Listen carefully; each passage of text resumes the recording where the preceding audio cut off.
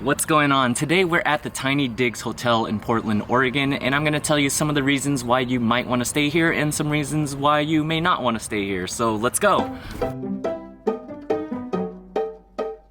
So this hotel is kind of like a semicircle of tiny homes, and in the middle of the circle there is this little hangout community area thing. 2 little tables with fire pits and the table to lounge out at and some cornhole. But in terms of like property amenities, that's pretty much it.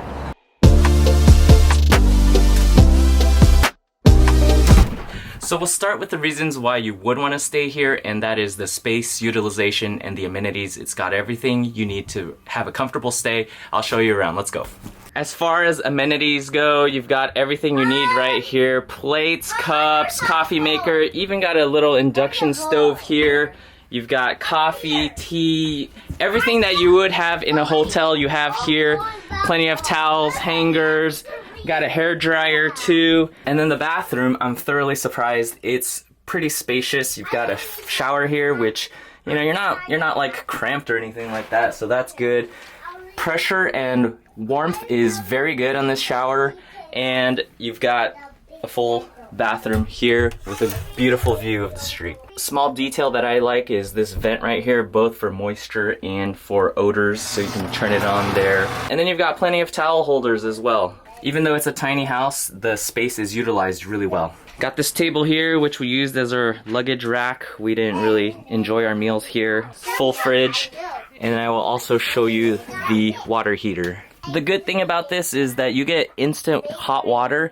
The bad thing is you can see this tank right here. It's, I don't know, maybe 20 gallons, and maybe you get like 3 warm showers before it runs out. Then you have to wait till it reloads. Okay, as far as sleeping arrangements go, you've got a full bed here with very comfortable bedding. You've got a queen bed up here with very comfortable bedding.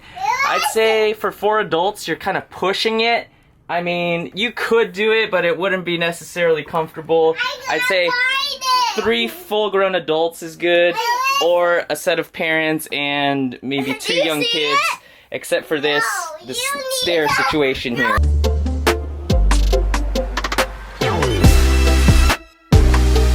Last but not least, you've got these blackout shades, which is really key for nighttime because they keep these string lights on for quite a while at night. Those up there that look really nice, but it makes it really hard to sleep. Okay, let's talk about some of the reasons why you would not want to stay here, and we'll start with minor, then go to mediocre, and then go to like major. Okay, so the 3 minor annoyances are parking. There is only street parking. There's no parking on premise. Tiny Digs Hotel right there. Parking lot. Second is the appliance situation. You can't use more than 1 appliance at a time, so you can't use the water heater with the hair dryer, or the stove with the hair dryer, or even the heater itself with a hair dryer. It didn't affect us too much because it was pretty warm here at night and we didn't need to cook or do any of that. We just pretty much used the hair dryer, so it didn't really affect us. And the third and final minor annoyance is that when cars or trucks go down the road and it's kind of like a bigger truck, it actually physically shakes this tiny home for like a split second. It didn't wake us up in the middle of the night or anything like that, so that's why it's in the minor category. Okay, to kick things off in the mediocre category is ants. Right when we came in here, we saw a couple of ants on the stairs over there, and then when we looked more, we saw ants on the floor. There were no more than 10, so that's why it's not in the major category, and you know, arguably it could be in the minor category. It just depends how much you like or dislike ants. Next would be the hot water dispenser. Like I mentioned earlier, only 3 warm showers, maybe 4 if you go quickly, but then you have to wait a few minutes before the hot water recharges. I'll show you the last 3 right here. First is kids safety. So this thing isn't the safest. Like, you've got a handle here for grip, and then I don't know, these steps are kind of big and someone can fall through there, and then there's no handrails on this side, so you could just fall if you're not careful. I mean, look at this too. Kids can easily fall down this thing right here. Our kids are 3 and 5, so I'd say that's the youngest you want to go, unless you keep your kids in the downstairs area.